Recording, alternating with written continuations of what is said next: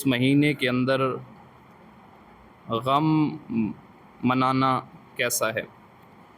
غم منانا اور اس مہینے کو سوگ کا مہینہ بتانا یہ کیسا ہے؟ تو دیکھیں بھائی، آپ مجھے اس بات کا جواب دیں کہ اس مہینے میں واقعہ کس چیز کا رونما ہوا ہے؟ شہادت کا، نہ بولے نا، شہادت کا۔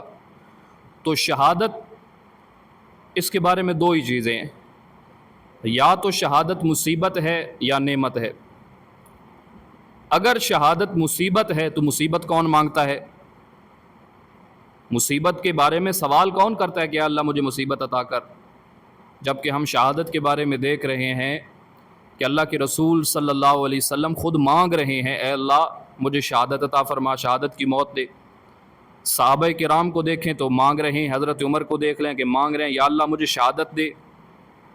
حتیٰ کہ اللہ کے رسول صلی اللہ علیہ وسلم کی ایک بات بیان کی جاتی ہے کہ اللہ کے نبی صلی اللہ علیہ وسلم نے فرمایا، اے اللہ میں تیرے راستے میں قتل کیا جاؤں، پھر زندہ کیا جاؤں، پھر قتل کیا جاؤں، پھر زندہ کیا جاؤں۔ تو اگر مصیبت ہے تو مصیبت مانگتا کون ہے؟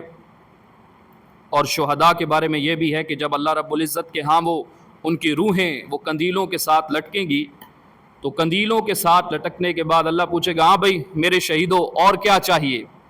کہیں گے اللہ اور کچھ نہیں چاہتے، پر یہی چاہتے ہیں پھر زمین میں بھیج، ہم پھر شہید ہو کے تیرے پاس آ جائیں۔ تو یہ تو شہداء مانگ رہے ہیں اللہ سے کہ اللہ شہادت ہمیں دے دے۔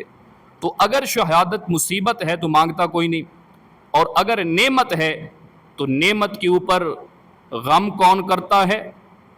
نعمت کے اوپر واویلا کون کرتا ہے؟ نعمت کے اوپر اپنے کپڑوں کو کون پھاڑتا ہے؟ تو بھائی اسلام نے ہر چیز کی ایک حد متعین کی ہے، اور غم کی بھی ایک حد متعین کر دی کہ غم کی حد کیا ہے؟ 3 دن ہے۔ تو یہ 1400 سال کے بعد پھر غم کرنا، یہ ان کی نعمت کی ناقدری ہے، اس نعمت کی جو ہے وہ بے قدری کرنے کے مترادف ہے۔ اصل بات یہ ہے کہ ان کی اس نعمت کو یاد کرتے ہوئے خود کو اس نعمت کے لیے تیار کرو۔ تو بات سمجھ آ گئی آپ کو کہ غم منایا جاتا ہے اگر شہادت کو مصیبت سمجھا جائے گا۔ تو یہاں تو ہم شہادت کو کہہ رہے ہیں کہ شہادت نعمت ہے، اسی لیے اس مہینے کے اندر ایسی کوئی چیز کرنا یہ ٹھیک نہیں ہے۔